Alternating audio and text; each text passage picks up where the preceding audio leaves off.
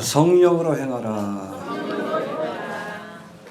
갈라디아서의 결론이라고 할 수 있는 오늘 본문에서는 율법이 아니라 하나님 주신 언약을 믿고 거듭난 성도들이 교회 안팎에서 보여주어야 할 삶의 모습에 대해서 설명하고 있습니다. 우리가 바르게 믿고 바르게 살아야 합니다. 바른 교리 위에 믿음을 세워야 하고 우리가 믿은 대로 행해야 돼요. 바르게 살아야 합니다. 이게 균형이 맞아야 합니다. 해봅시다. 바르게 믿고 바르게 살아야 한다. 바르게 사는 건 딴 것 아니에요. 성령의 소욕을 따라. 할렐루야. 그럴 때 성령의 열매를 맺고 하나님이 기뻐하실 줄로 그렇게 믿습니다.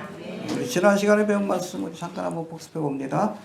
날마다 육체의 소욕을 따라 살아가는 자들은 육체의 일들을 행하다가 멸망의 길을 가게 될 것이지만 날마다 성령의 소욕을 쫓아 살아가는 자들은 성령의 열매를 통해서 하나님을 기쁘시게 하게 될 것이다 라고 말씀합니다. 할렐루야. 성령의 열매를 맺읍시다. 예수님께서 오실 때 열매를 찾으십니다. 잎은 무성한데 겉으로 보기엔 신앙생활 잘하는 것 같은데 열매가 없어. 가짜예요, 가짜. 나무는 열매를 통해서 그 가치를 증명해야 합니다. 열매를 좀 드릴 수 있게 되기를 바랍니다. 우리에게 주어진 시간이 얼마 안 남는 것 같아, 그렇죠? 이번에 트럼프 되면은 라스트 트럼프가 될 것 같아. 이란을 치게 되면 아마 곡가마곡 전쟁이 일어날 가능성이 큽니다. 전제 조건이 두 가지예요. 미국이나 이스라엘이 이란을 치는가, 군사시설하고 핵시설을 치게 되고, 그 다음에 휴거의 사건이 일어나서 미국이 혼란에 빠지면 그때 곡가마곡의 전쟁이 일어나서 이 전쟁의 끝에 적그리스도가 등장하여 7년도 혼란이 시작된다. 보통은 이렇게 보고 있어요. 아마 이게 트럼프의 임기 때 이번에 재선이 된다면 될 가능성이 높습니다. 그렇게 우리에게 주어진 시간이 많지는 않은 것 같아.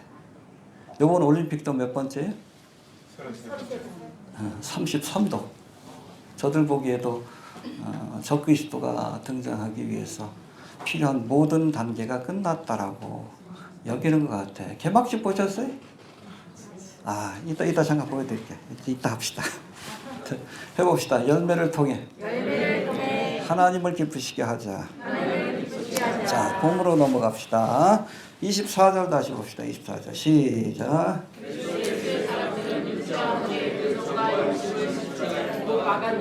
이게 그리스도 예수의 사람이에요. 성령의 소욕을 쫓아 사는 사람이 그리스도의 사람이에요. 정과 욕심을 십자가에 못 박고 성령의 소욕을 쫓아 사는 사람이 그리스도인이에요. 거듭났다고 하는데 끊임없이 육신의 소욕을 쫓아 산다 그러면 정말 구원받은 건지 돌아봐야 돼. 결정적인 순간에 예수님을 배신하게 돼 있어요. 누구처럼? 가룟 유다처럼. 육신의 소욕 때문에. 우리 2장 20절에서도 나오죠. 사도 바울이 뭐라고 고백합니까? 내가 그리스도와 함께 십자가에 못 박혔나니 그런즉 이제는 오직 내 안에 그리스도가 사신 것이라. 이제 내가 육체 가운데 사는 것은 나를 사랑하사 나를 위하여 자기 몸을 버리신 하나님의 아들을 믿는 믿음 안에서 사는 것이다. 우리 옛사람을 십자가에 못 박아야 합니다. 알겠습니까? 내가 그런 것처럼 너희도 그렇게 해야 된다. 이게 그리스도의 삶의 본질이다라고 말씀하는 거예요. 해봅시다. 정과 욕심은 십자가에 못 박아야 한다. 육체와 함께 정과 욕심, 이 세 가지. 요거는 다르게 말하면 육신의 정욕, 안목의 정욕, 이생의 자랑. 하나님께로부터 온 것이 아니라 세상으로부터 왔다. 세상 사람들이 이걸 좋아해. 먹음직도 하고 보암직도 하고 지혜롭게 하고 육신의 정욕. 아무튼 십자가에 못 박을 수 있게 되길 바랍니다. 그렇지 않으면 결정적인 순간에 이 육신의 소욕이 우리의 발목을 잡아서 멸망의 길로 이끌어갈 수 있다는 것을 잊지 않길 바랍니다. 자, 25절 같은 말씀인데 시작. 만일 우리가 성령으로 살면 또한 성령으로 행할지니. 연결되면 정과 욕심을 십자가에 못 박고 성령으로 살아라. 할렐루야. 성령으로 행하는 거예요. 그럴 때 성령의 열매가 나타나게끔 되어 있는 겁니다. 할렐루야. 믿습니까? 지난 시간에 살펴본 것처럼 육체의 소욕을 따라 살아가는 자들은 육체 일들이 나타난다고 해서 한번 봅시다. 5장 19절부터 한번 봅시다. 5장 19절. 시작. 육체 일은 현저하니 고통과 그런 것과 호색과 상태와 수수와 원수를 맺는 것과 분쟁과 시기와 눈과 당치는 것과 불량과 이랑과 불의와 수치함과 강박함과 노와 같은 것들이라. 전에 너에게 경계한 것 같이 이런 일을 하는 자들은 하나님의 나라를 의로로 받지 못할 것이고. 지옥 간다는 얘기예요. 육체의 수욕을 쫓아서 육체 일들을 행하는 사람들. 첫 번째가 성적인 죄죠. 해봅시다. 음행, 포르네이아. 여러분 부부간의 성관계 외에 모든 것들, 동성이라든지 뭐 수간이라든지 간음이라든지 이 포르네이아예요. 그걸 바라볼 때 하나님이 더럽다 여기시는 거야. 이 더러운 것들아. 파리 올림픽 보셨어요? 개막식? 그 예수님을 모독하는 장면이 나와요. 공개적으로. 보여드릴까요? 드래곤들이 동성애자들. 이거 예수님 역할이에요. 뒤돌아섰지? 베드로처럼. 베드로가 똑같이 하자. 이 가론 여단과 똑같이 흉내낸 거예요. 최고의 만찬. 이걸 보여줬어. 이 정도면 예수님한테 나하고 한번 싸우자 그런 거예요. 이 신성 모독입니다. 최후의 만찬의 음식이 뭐요? 봅시다. 디오니소스. 뻘고먹은 남자요. 이거 먹겠다 그러는 거예요, 이놈들이. 이러고 예수님을 모독했어요. 이 정도면 여러분 예수님하고 싸우자는 거예요, 예수님하고. 한번 싸우자 그러는 거예요. 이게 예수님의 역할이요. 가슴 있죠? 고추도 달렸어요. 드래곤이요. 얘도 봐. 수염 달렸지. 가슴 있지. 이 변태들이에요. 변태들. 변태들의 축제를 만들어놔서 소돔과 고모라성이지. 여러분 마호메트를 이런 식으로 모독해봐. 프랑스 전역이 불바다가 되지. 여러분 예수님한테 도전한 거예요. 예수님이 오실 겁니다.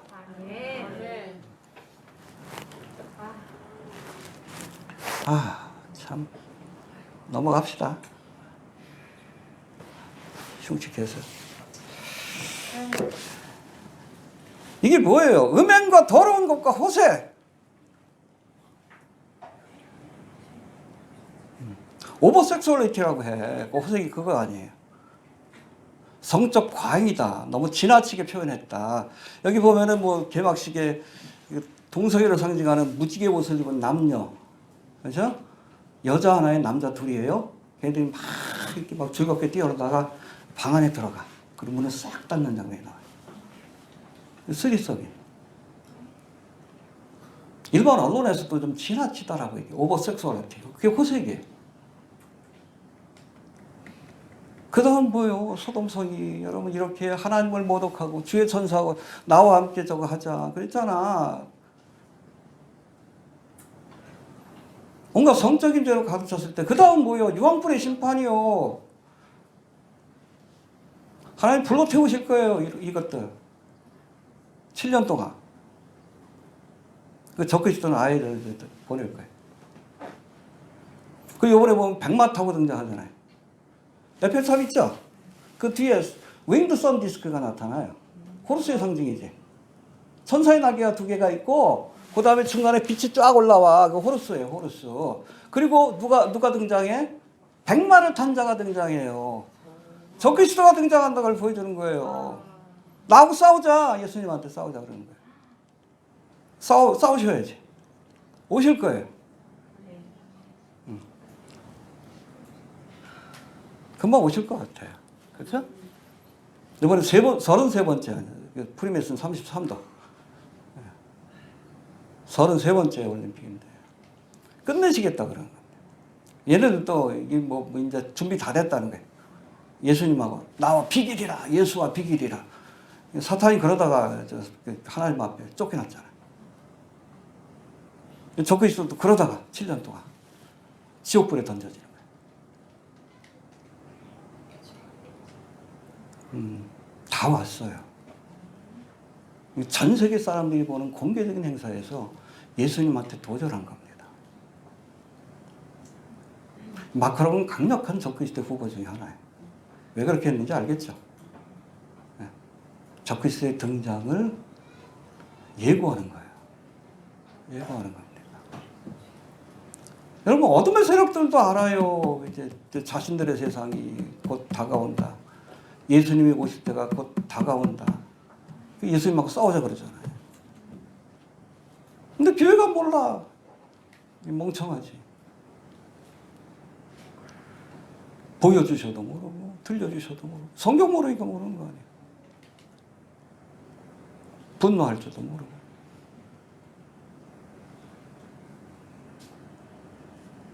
그게 육체 일들입니다. 육체 일들. 멸망을 가요. 하지만 성령의 소욕을 따라 살아가는 자들은 사랑이라고 평오를 참은 충성자를 양성하는 열쇠. 이건 인격의 열매입니다. 그러나 이거는 내가 수련을 통해서 뭐 도 닦는다고 되는 거 아니야. 공부 많이 한다고 되는 거 아니야. 성령께서 열매 맺게 하는 겁니다. 우리 삶을 변화시켜 주셔야 돼. 할렐루야. 그래서 뭐 26절부터 6장 10절까지 이제 거듭난 자의 삶의 모습은 어때야 되는지, 어떻게 살아야지에 대한 구체적인 말씀들이 나오는데, 5장 22절과 23절에 소개하는 성령의 9가지 열매 해봅시다. 사랑, 희락, 화평, 오래 참음, 자비, 양선, 온유, 절제. 이거는 우리 애티튜드, 영어로는 사고방식이라고 합니다. 사고방식을 바꿔놓으시는, 성령께서 바꿔놓는 인격의 열매, 성령의 열매입니다. 애티튜드가 바뀌어야 돼. 예수를 믿으면 미워하던 사람이 사랑하는 마음으로, 불평하던 사람이 기쁨으로, 평안으로. 애티튜드가 바뀌어야 돼요. 그래야 거기에 합당한 열매가 맺혀지는 거예요. 행동이 나오는 거예요. 알겠습니까? 자, 애티튜드를 의미한다면 우리 살펴보게 될 5장 26절부터 6장 10절까지는 이런 애티튜드, 사고방식이 변화되는 사람들이 행하는 행동, 결과물에 대한 겁니다. 액트라고 얘기를 합니다. 그래서 애티튜드가 바뀌면 액트가 바뀌게끔 되어 있어요. 행동이. 사고방식과 우리 인격이 바뀌면 삶의 모습이 바뀌어야 합니다. 또 바뀔 수 있습니다. 또 바뀌어야 되는 거예요. 잘 들으세요. 바리새인 서기관들처럼 애티튜드의 변화가 없이, 마음에 사랑하는 마음이 없이도 하나님 사랑한다고 헌금해. 그 위선이에요. 알겠습니까? 그 종교적 행위입니다. 그렇죠? 열심히 교회 다녀.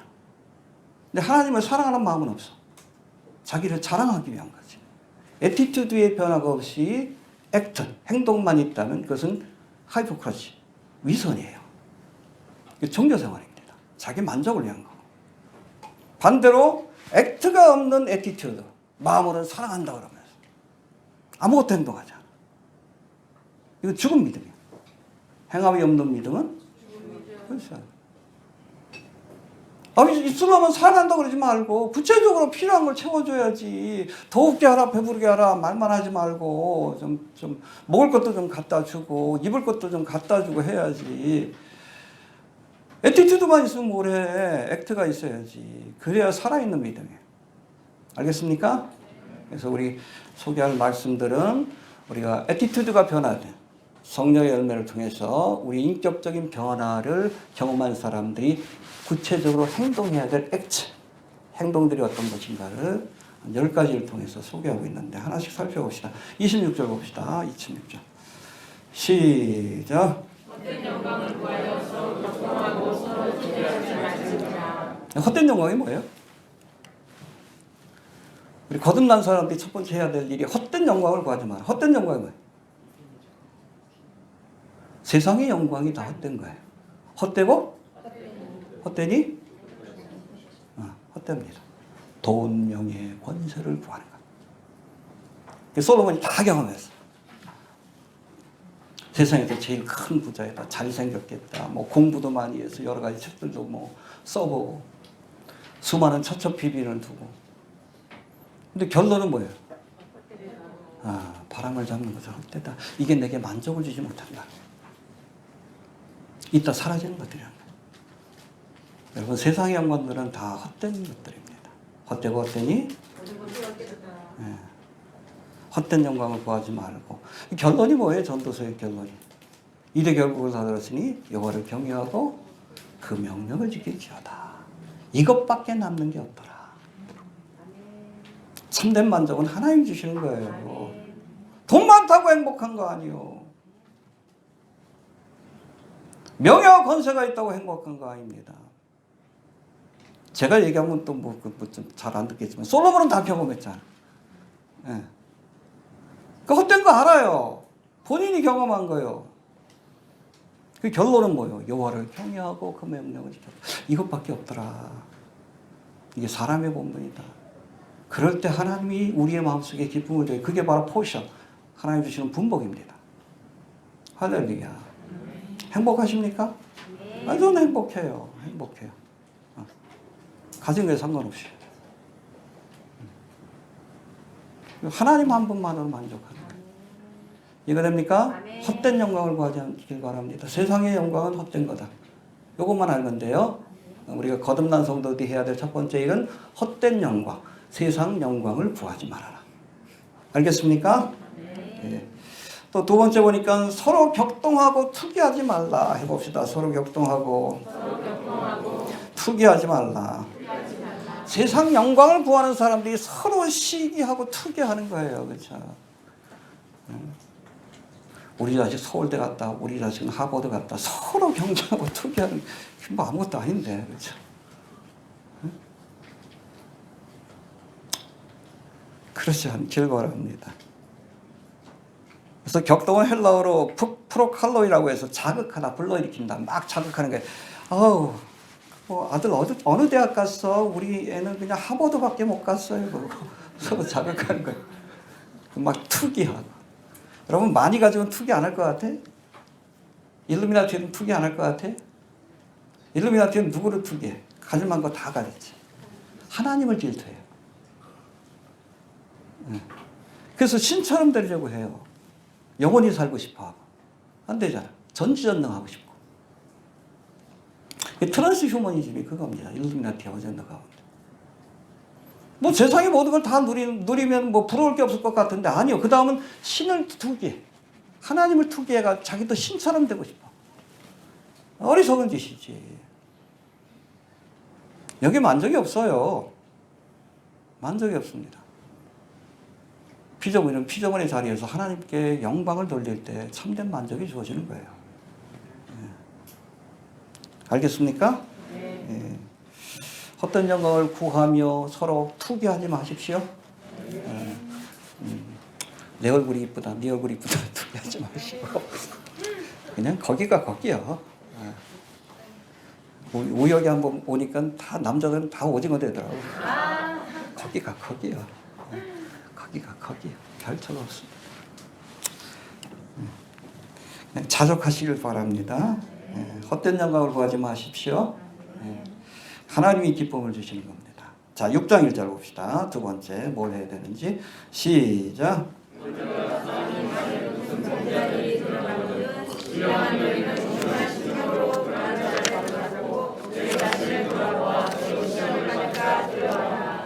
예, 형제들의 범죄를 온유한 심령으로 바로잡아라.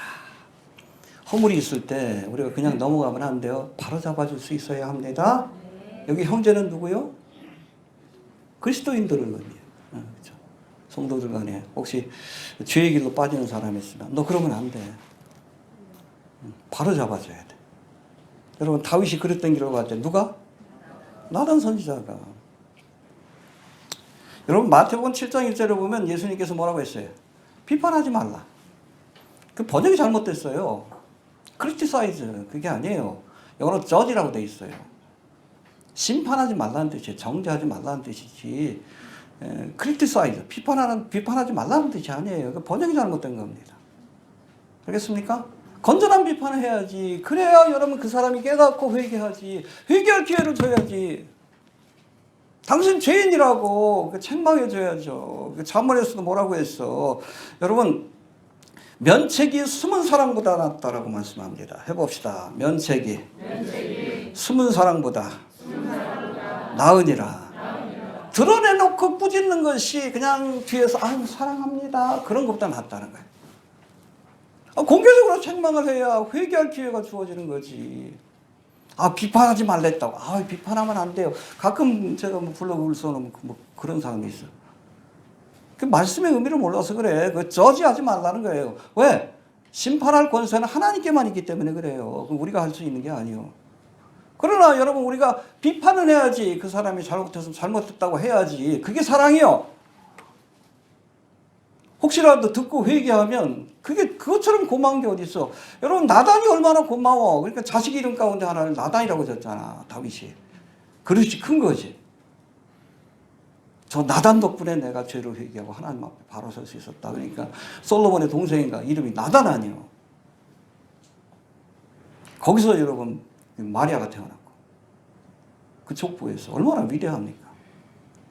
다윗이 위대한 거예요. 응? 그 비판을 받아들이고 회개했으니까 그게 위대한 거예요. 아무튼 형제들이 범죄하는 우리가 바로잡을 수 있어야 합니다. 죄를 드러내서 회개할 기회를 줘야 합니다. 근데 바로잡되 온유한 심령으로 바로잡으라 해봅시다. 온유한 심령으로. 이건 죄를 범한 형제를 비판할 때 가져야 될 마음의 자세. 알겠습니까? 이번 기회에 네가 범죄했으니까 내가 너를 넘어뜨리다. 완악한 심령으로 비판하지 마시고 그 죄를 회개하여 바른 길로 인도하고자 하는 온유한 심령으로. 알겠습니까? 그래서 우리가 그런 얘기를 하잖아. 비판은 하되 비난은 하지 마라. 구분할 수 있어야 돼. 온유한 심령으로 저 사람이 바른 길로 돌아오길 원하는 마음을 가지고 하는 것은 비판이에요. 이건 해야 합니다. 하나님 기뻐하시는 일이에요. 그러나 이번 기회에 내가 저 사람을 넘어뜨리겠다. 완악한 마음을 가지고 하는 여러분 비판은 비난입니다. 겉으로 보기엔 다 똑같은 것 같지만 하나님은 마음의 중심을 알아요. 온유한 심령으로 우리가 바로잡으려고 애써야 합니다. 해봅시다. 온유한 심령으로 바로잡으라. 알겠습니까? 그리고 뭐라고 되어 있습니까? 우리 1절 다시 한번 봅시다. 시작.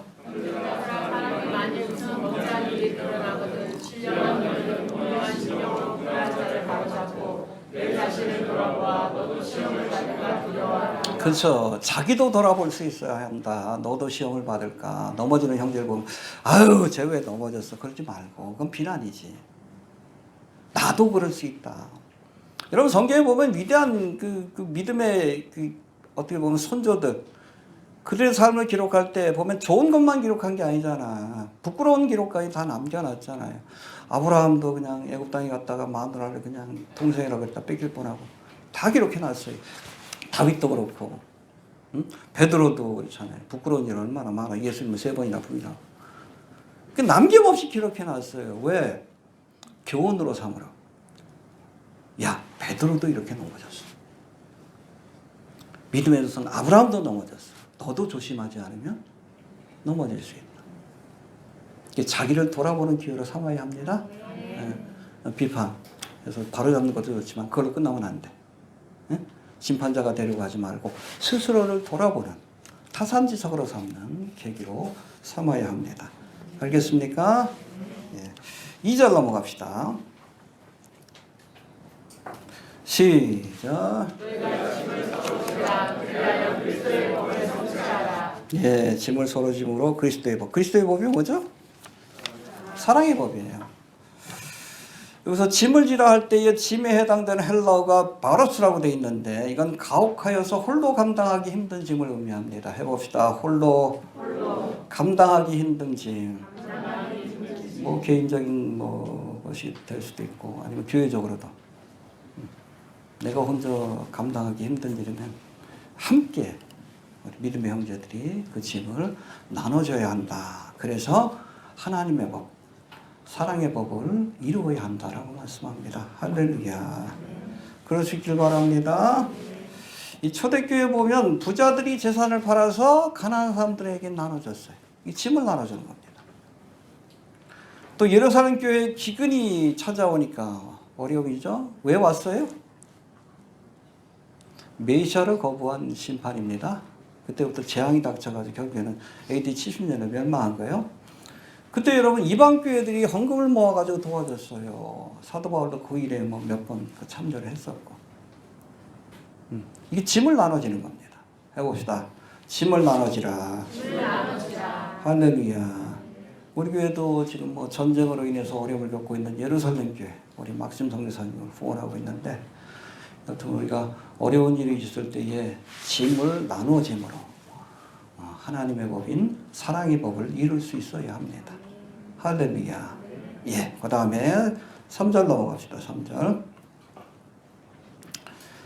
시작. 만일 누가 아무것도 되지 못하고 된 줄로 생각하면 스스로 속이느니라. 되지 못하고 된 줄로 생각하는 것. 이게 뭐예요? 되지 못하고 된 줄로 생각. 교만이에요. 교만입니다. 이 교만은 마귀의 인격적인 특징 중에 하나다. 여러분, 루시퍼는 하나님 지으신 피조물이에요. 천사장 가운데 가장 존귀하긴 했지만, 근데 그 자리에 만족하지 못하고 어떤 마음을 품습니까? 내가 하나님과 같이 되리라, 비기리라. 그렇죠? 될 줄로 얘기한 거예요. 되지 못하고 된 줄로 얘기한 거예요. 이 정도면 내가 하나님과 뭐 동급 아니야? 그래서 반역을 피했다가 하나님을 대적하는 자라는 사탄아가 된 거예요. 파리올림픽 보니까 그렇잖아요. 예? 예수님을 모독하고. 여러분, 적그리스도가 예수님을 대적한다. 안티크리스토스라고 돼 있는데, 이 안티라는 단어가 어게인스트라는 뜻도 있지만, 대적한다는 뜻도 있지만, 주도라는 뜻도 있어요. 유사. 예수님을 흉내내는 거예요. 적그리스도 스스로가, 그쵸? 예수님처럼 되리라. 예수님을 모독하고, 그 자리에 설기 위해서 애쓰는 자가 바로 적그리스도입니다. 그러니까 7년 대관의 중반부에 어디에다? 성전에다 자기 우상을 세우잖아. 자기가 하나님이라는 얘기예요. 내가 하나님과 비기리라. 그 다음에 멸망받고 지옥불에 던져지는 거예요. 이해가 됩니까? 되지 못하고 된 줄로 생각하지 않길 바랍니다. 겸손하시길 바랍니다. 여러분, 마귀 인격적 특징이 교만이라면 예수님은 겸손한 분이에요. 빌립보서 2장에 나오잖아. 너희 안에 이 마음을 품으라고 그리스도 예수의 마음이니 그런 근본 하나님의 본체시나 삼위일체 하나님이십니다. 하나님과 동등됨을 취할 것으로 여기지 아니하시고 스스로 낮추셨다는 거예요. 어떻게? 오히려 자기를 비워 종의 형체를 가져 사람들과 같이 되었고, 그렇죠? 하나님이 인간이 되셨어요. 말씀이 육신이 되었습니다. 이게 사랑이요. 이게 겸손이고. 거기로 끝나는 게 아니에요. 사람의 모양으로 나타나셨으며 자기를 낮추시고 죽기까지 복종하셨으니, 십자가에 죽기까지. 여러분, 가장 천박하고 부끄러운 죽음이 십자가의 죽음입니다. 죽기까지 복종하셨으니 이곳 십자가의 죽으심이라. 그렇게 낮추니까 하나님이 높여주시는 거예요. 된 줄로 모르고 자기가 된 줄로 생각하고 스스로를 높이니까 하나님 낮추시지. 어디까지? 지옥까지. 간단해요. 스스로를 낮추는 자는 하나님이 높여주십니다. 그러나 되지도 못하고 된 줄로 여기고 스스로를 높이는 자는 하나님이 낮추십니다. 누구처럼? 사탄 마귀처럼. 그래서 겸손은 종교의 앞잡이라, 교만은 패망의 선봉이라고. 알겠습니까? 겸손한 자가 되시길 바랍니다. 된 줄로 생각하지 않길 바랍니다. 예. 자, 4절 넘어갑시다. 시작. 각각 자기 일을 섬기라. 그리하여 자랑할 것이 자기에게만 있고 남에게는 있지 아니하니. 예, 상대방 너무 바라보지 말고 스스로를 좀 돌아봐라. 해봅시다. 자기를 살피라. 여기서 살피다라는 단어가 도키마제토라고 되어 있는데, 재련하다, 정련하다. 그러니까 여러분, 이 정련한다, 재련한다는 것은 금속 속에 있는 불순물을 태워버리는 거예요. 뭐를 통해서? 불로 태우는 겁니다. 할렐루야. 그래서 금을 재련해서 순금을 만들어냅니다. 마찬가지로 각각 자기 일들을 살펴서 하나님 앞에서 부끄러운 일이 없는지 스스로 돌아볼 수 있어야 합니다. 할렐루야. 여러분, 율법주의자들은 이와 반대로 자기를 살피는 자들이 아니라 상대를 보면서, 그쵸? 나보다 못한 사람을 바라보면서 우월감을 가진 사람들이에요. 이해되시죠? 스스로를 살펴보는 것이 아니라, 자기 마음속을 살펴보는 것이 아니라, 나는 쟤보다 나아. 그런 우월감을 가진 사람이에요. 근데 하나님 기뻐하는 모습이 아니에요. 어느 날 예수님께서 예루살렘에 올라가셔서 성전에서 기도하는데 바리새인이기도 하고 세리가 기도를 해요. 근데 바리새인은 그냥 특별히 따로 서가지고 하늘을 향해서 뭐라고 기도합니까? 응? 하나님이여, 나는 다른 사람들과 토색 불이 가늠을 하는 자들과 같지 아니하고 이 세리와도 같지 않음을 감사합니다. 나는 하나님 앞에 일주일에 2번씩 금식하고 또 11조를 드리나이다. 상대와의 비교 속에서 우월감을 느끼는 거예요. 근데 세리는 어떻게 기도했어요? 나가지도 못해. 저 구석에 가가지고 가슴을 치면서 하나님이여 불쌍히 여기옵소서. 나는 죄인이라 소이다. 자기를 본 거예요. 자기를 살핀 거예요. 그러니까 내가 흉악한 죄인인 걸 깨달았지. 바리새인은 누굴 봤어? 자기를 본 게 아니요. 그 안에 있는 온갖 더러운 것들을 본 게 아니라 상대를 보면서 우월감을 가진 거예요. 그러니까 예수님이 그렇게 하지 말아라. 그 율법주의자들이 하는 짓이지. 스스로를 살펴보아라. 스스로를. 해봅시다. 자기 일을 살피라. 예, 예수님 뭐라고 합니까? 내가 너희에게 이르노니 이 사람이, 세리가 저보다, 바리새인보다 의롭다 하심을 얻고 집으로 갔느니라. 할렐루야. 여러분, 바리새인의 기도가 아니라 세리의 기도를 받으셨다는 거예요. 믿습니까? 여러분, 바리새인처럼 상대와의 비교를 통해 교만한 마음을 갖는 자가 아니라 세리처럼 하나님 앞에 자신을 살피며 겸손히 회개하는 사람들이 하나님을 기쁘게 하고 자랑할 것을 갖게 되는, 기뻐한다는 뜻이에요. 자랑할 것, 리조이싱하고 되어 있습니다. 용서를 받으니까 얼마나 기쁘겠어. 하나님 앞에서 자랑할 것을 간직하게 되는 사람들이 될 수 있습니다. 자기를 살필 수 있길 바랍니다. 알겠습니까? 우리가 비판을 하되 온유한 마음으로 하되 그 와중에도 스스로를 돌아보면서 자기를 살펴볼 수 있어야 합니다. 알겠습니까? 예, 그 다음에 5절 봅시다. 5절. 시작. 예, 근데 2절하고 좀 비교가 되는데 2절에서는 서로 짐을 지라 그러더니 해봅시다. 서로 짐을 지라. 여기서는 또 뭐래? 자기 짐은 자기가 져야지. 그래.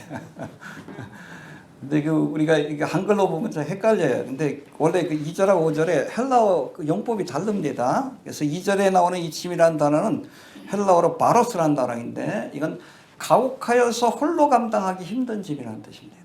해봅시다. 너무 가혹하여 홀로 감당하기 힘든 짐. 이건 나눠져야 돼요. 이건 나눠져야 됩니다.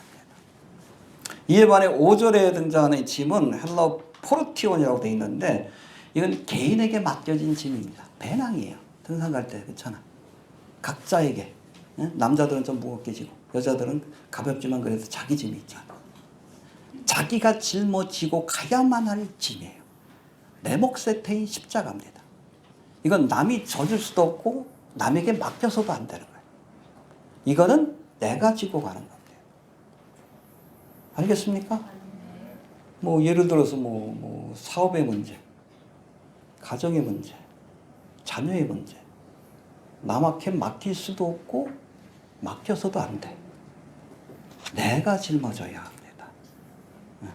어려울 때 하나님 앞에 도움을 구하면서 내 몫에 태인 십자가를 잘 지고 갈 수 있게 되길 바랍니다. 이거 외면하는 거 기뻐하지 않습니다. 어떤 사람도 목회한다 그러면서 가정을 내팽개치는 사람이 있어요. 제가 전에 한번 그런 적 있죠. 제가 목회와 가정을 선택해야 되는 순간이 오면 가정을 선택한다고. 목회는 딴 사람이 할 수도 있어. 그렇죠? 그러나 가정은 내가 책임지지 않으면 이 자녀들 어떻게 해? 누가 대신해 줄 수 있는 게 아니에요. 이게 바로 내가 스스로 져야 될 내 몫에 태인 십자가고 짐이에요. 가끔 보면 또 목회한다고 또 신학한다고 그냥 가정을 돌보지 않으려고 하는 사람이 있어. 형편을 알잖아.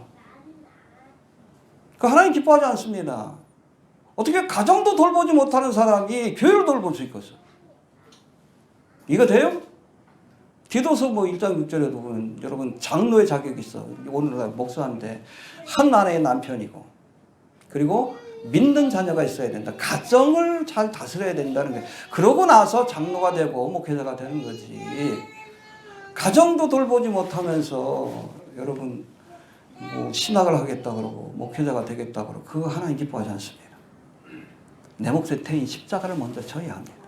그리고 여유가 있으면 남의 짐도 좀 져주는 그런 사람이 되어야 되는 거예요. 해봅시다. 자기 짐을 지라. 잊지 않길 바랍니다. 그래서 여러분 교회에서 구제를 할 때도 사도 바울이 아주 면밀해. 과부들을 위해서 구제하되 보세요. 늙은 과부에게는 구제비를 내라. 경제적인 능력이 없으니까 지금처럼 뭐 사회복지제도가 있었던 거 아니니까 교회가 그 구제비를 내라. 그러나 젊은 과부들에게는 주지 말아라. 능력이 있잖아. 또 시집갈 수도 있고. 이해가 되시죠? 그 짊어질 수 있는 사람들에게는 저거 하지 말아라. 스스로 책임질 수 있는 그 능력이 안 될 때는 교회가 도와줘라. 그런 원칙이 적용이 되어야 하는 겁니다. 알겠습니까? 또 우리가 내 짐도 지고 어려운 사람의 짐도 대신 져줄 수 있는 그런 분들이 좀 되시길 바랍니다. 각자에게 주어진 내 몫의 태인 십자가가 있어요. 그래서 늘 그럽니다. 여러분 인생을 대신 살아줄 수는 없어. 도와줄 수는 있어. 그렇죠? 내 몫의 태인 십자가예요. 누가 해줄 수도 있는 게 아니야. 남편이 대신할 수 있는 것도 아니고 자녀가 대신할 수도 있는 게 아닙니다. 이 십자가 잘 지고 갈 수 있게 되길 바랍니다. 알겠습니까? 네, 그다음에 6절 넘어갑시다. 6절 시작.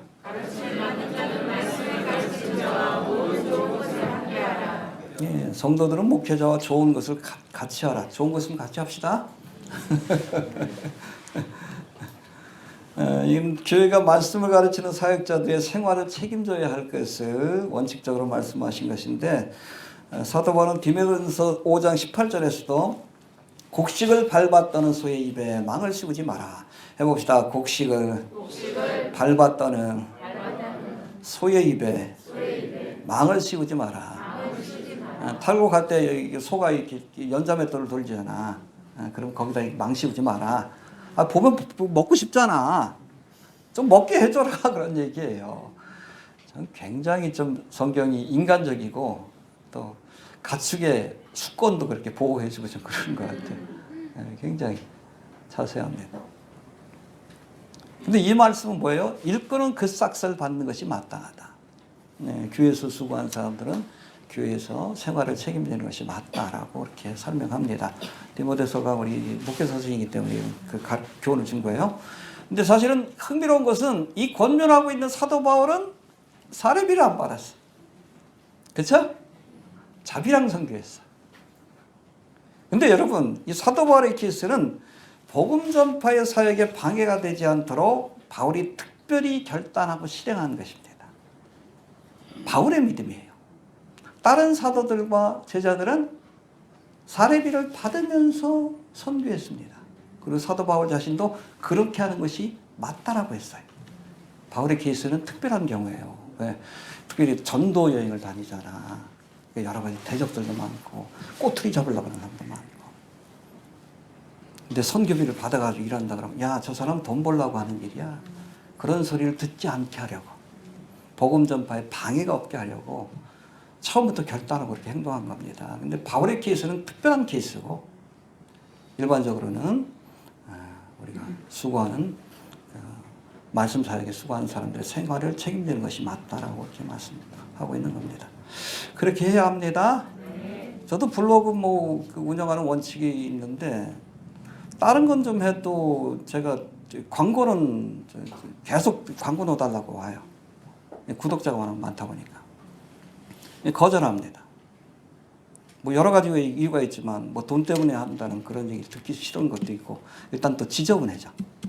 쓸데없는 광고도 들어오고 무당 전 보는 광고도 들어오고 음란한 광고도 들어오고 그래요. 덕이 안 돼. 어떤 사도와의 케이스는 그런 특별한 케이스고, 일반적으로는 여러분 가르침을 받는 사람은 말씀을 가르친 자와 모든 좋은 것을 함께 하는 것이 원칙입니다. 알겠습니까? 하나님 기뻐하시고 또 갚되. 이해가 되시죠?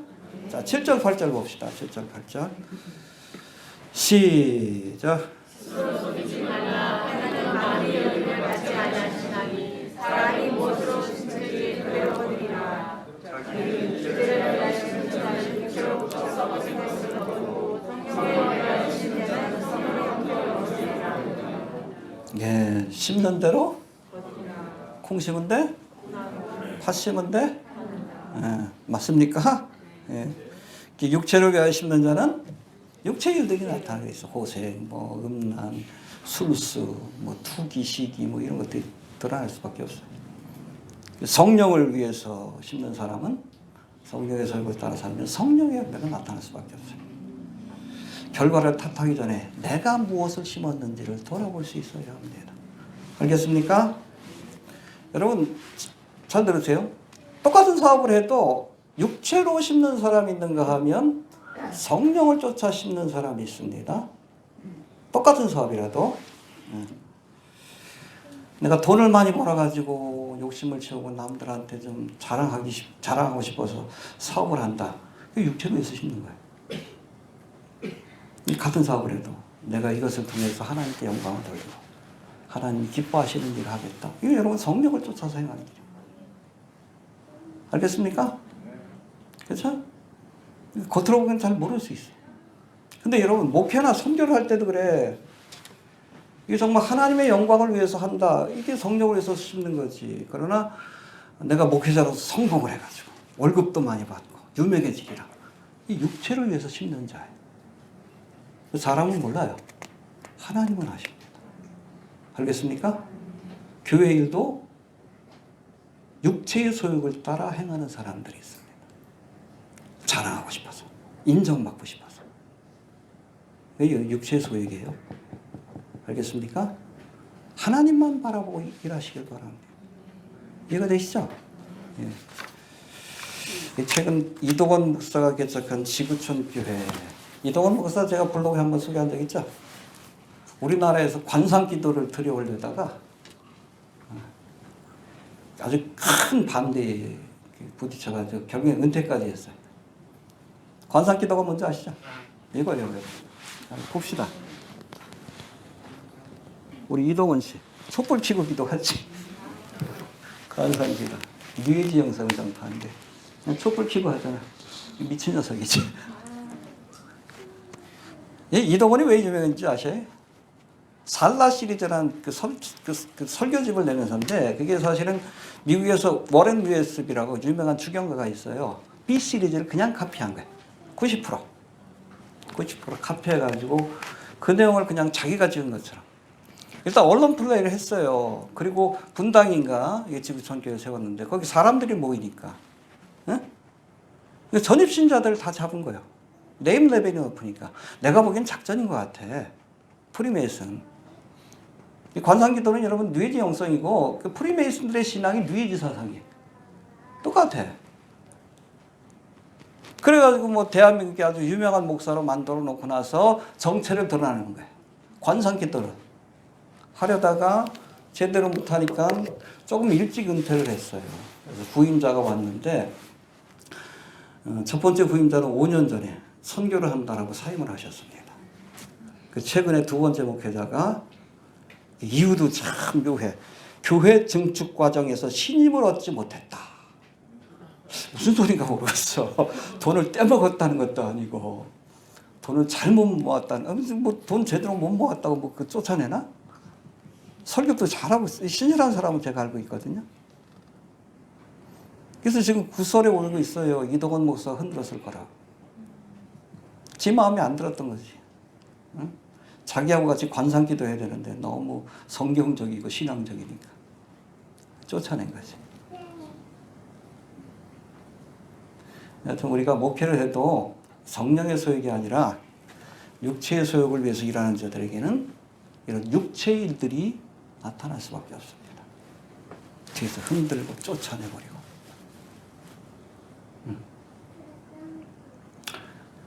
알겠습니까? 사업을 하고 직장 생활에도 하나님의 일을 하는 사람이 있고, 여러분 교회에서 일을 하고 또 선교의 사역을 해도 육체를 위해서 일하는 사람이 있어요. 우리는 몰라. 근데 하나님은 마음의 중심을 보십니다. 마음의 중심을 보셔요. 이해가 되시죠? 네. 성령의 소욕을 따라 일해야 합니다. 자, 그래서 우리 8절에 보니까 8절 다시 한번 봅시다. 시작.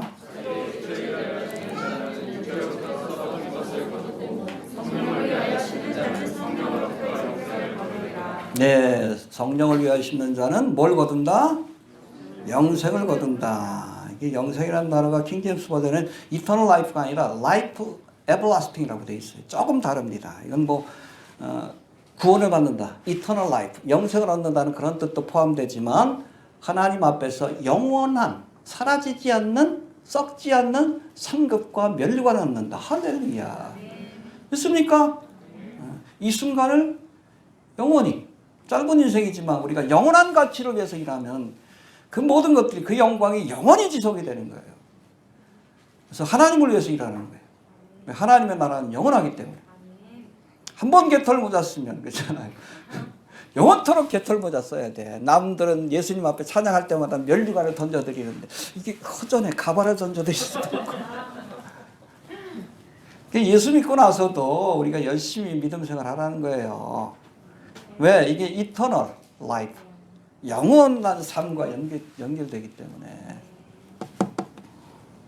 이해가 되시죠? 우편강도 부러워할 것도 없어. 개털보다 계속 던져야 돼. 던질 게 없어. 죽는 순간 겨우 구원받았는데 주님 앞에 돌려드릴 영광이 어디 있어. 남들은 다 24장로가 면류관을 던져드리는데 그렇다면 뭐 다시 쓰겠지. 찬양할 때마다 던져드리는데 던질 게 없어. 가발을 던져야 되나 뭘 던져야 되나 고민이 되는 거지. 근데 그것이 everlasting, 영원토록 지속이 돼요. 성령의 소욕을 쫓아 사는 자들에게는 영원한 상급이, 썩지 않는 상급이 주어진다. 할렐루야. 그렇게 합시다. 여러분 우편강도 뭐 부러워할 것 없어. 부러워할 거 없어요. 불쌍한 사람이에요. 우리에게 얼마나 시간이 주어질지 모르지만 그야말로 트럼프가 라스트 트럼프라면 우리에게 주어진 시간도 많지 않아요. 열심히 전도하시고 주님을 위해서 일하십시오. 그래야 주님께서 영원한 면류관, 영생과 함께 영원한 면류관을 주시고 우리가 영원토록 하나님과 함께 기쁨과 영광 가운데 살아갈 수 있는 겁니다. 이해가 되시죠? 자, 9절 넘어갑시다. 9절 시작.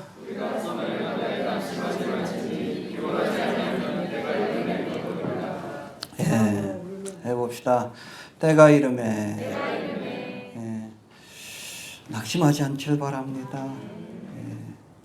때를 기다릴 수 있어야 돼요. 알겠습니까? 이 때라는 단어가 헬라어 카이로스인데 많이 들어보셨죠?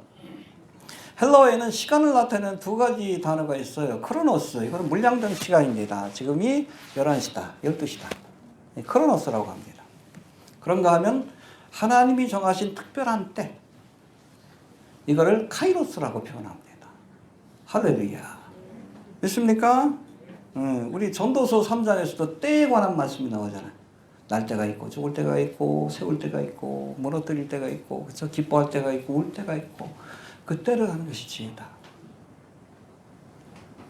지금 뭐 할 때요? 자다가 졸다가 잠잘 때가 아니라 자다가 깰 때인데. 근데 한국 교회가 미련하다는 거예요. 지금 뭐 할 때인지 몰라. 에? 눈이 있어도 보지 못하고 귀가 있어. 왜? 말씀이 없어서 그래요. 말씀이 없어서. 하나님이 이렇게 노골적으로 보여주시는데 파리 계획식 보면서도 못 느껴. 저기가 소돔과 고모라의 땅이지 롯의 때와 같을 거라고 했잖아. 롯의 때 아니요. 그 마지막 때 아니요. 그거 보면서도 몰라. 아우 왜 그러지? 그러고 끝나. 미련하지. 적그리스도의 세력들은 이제 주의 오심이 임박했다는 거 알고 15사건 임박했다가 아는 거 맨 그냥 UFO 얘기나 하고 그러잖아. 얘네들은 때를 알아. 근데 그리스도인들은 때를 몰라. 미련해서 그래.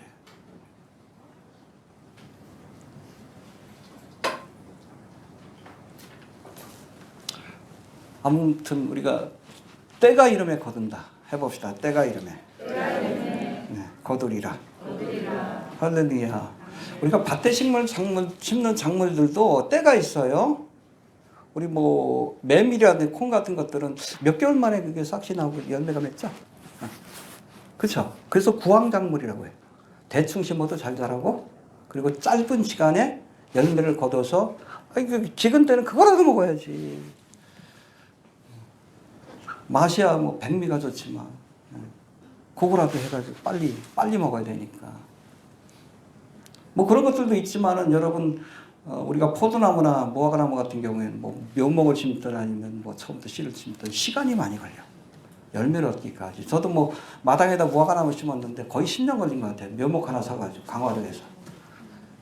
잘못 샀어. 열매 맺는 거 사야 되는데 어린 녀석을 사가지고 거의 한 7, 8년, 얘는 키만 크나 그래서 처음에 한 8년, 거의 한 10년 되니까 그때부터 열매가 맺기 시작하더라고요. 때가 있는 거예요. 해봅시다. 때가 있다. 네.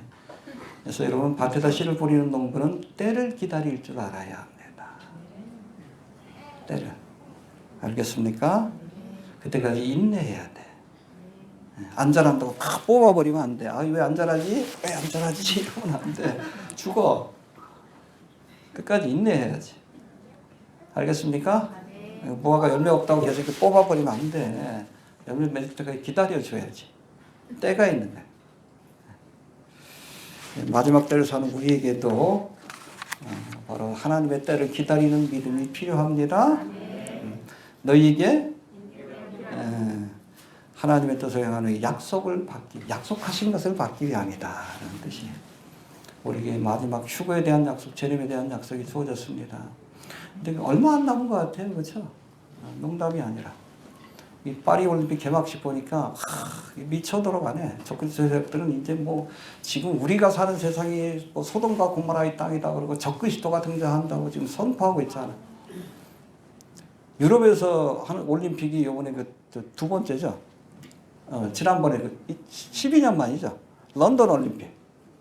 그리고 12년 만에 지금 파리 올림픽인데, 런던 올림픽에도 뭐 난리 났댔어. 그건 오컬트적인 그런 행사들 많이 했는데, 지금 너무 악하고 음란해요. 사악하고 음란합니다. 거기 보면 그 프랑스 혁명을 보여주는 장면이 나와요. 여러분, 프랑스 혁명은 일루미나티가 성공한 최초의 혁명입니다. 그래서 프랑스 혁명 헌장 보면은 거기에 전시안이 딱 박혀 있어요. 일루미나티 혁명이라는 걸 보여주는 거예요. 레미제라블이라는 그 뮤지컬 영화를 보면 거기 또 전시안이 딱 나와요.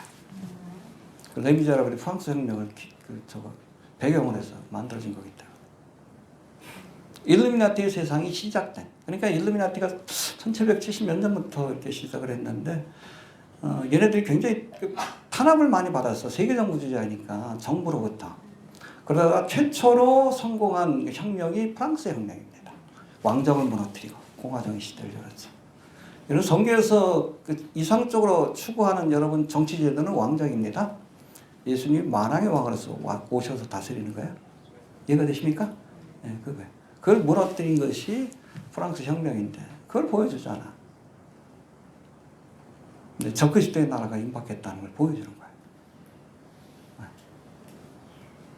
때가 임박했습니다. 알겠습니까? 조금만 더 기다립시다. 네, 마지막으로 우리 10절 뭘 해야 될지 시작.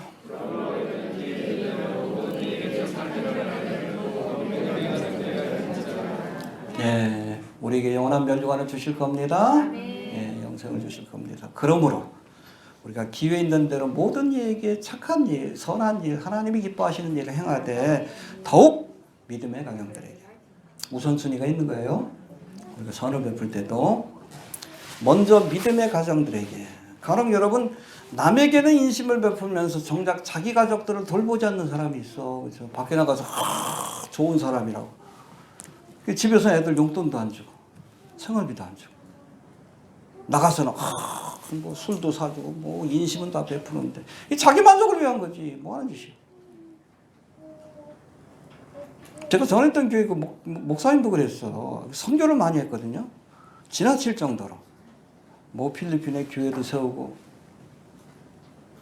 근데 주일학교 여러분 예산을 안 내보내.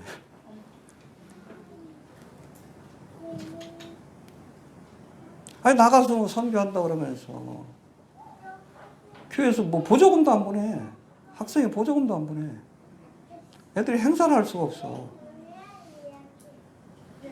그 제가 저거 하면서도 교육전사를 하면서 저건 아닌데 그랬어요. 저건 아닌데. 아니 내 식구 먼저 챙겨야지. 이해가 되십니까?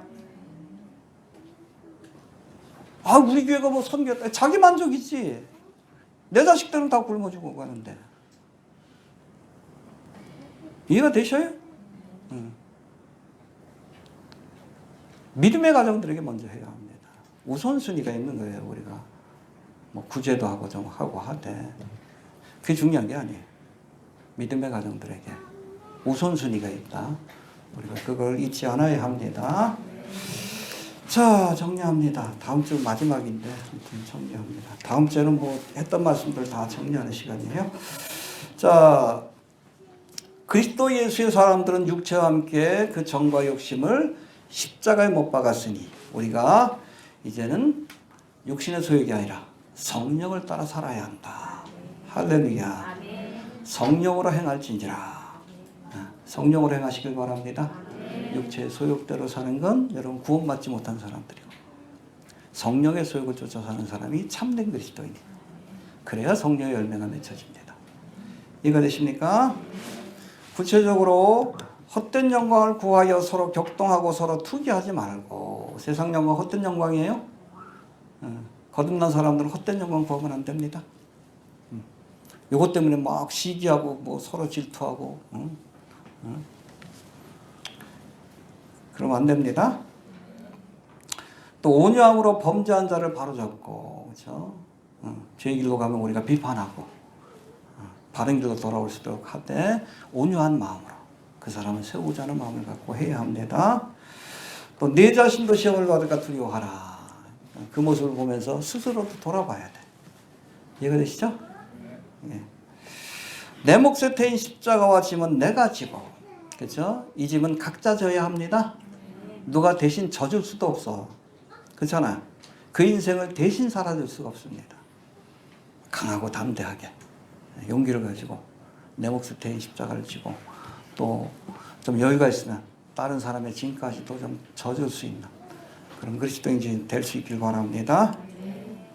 또 가르침을 받는 자는 가르치는 자와 모든 좋은 것을 함께하고 낙심하지 말고 선을 행하되 더욱 믿음의 가정에 행하라 라고 말씀합니다.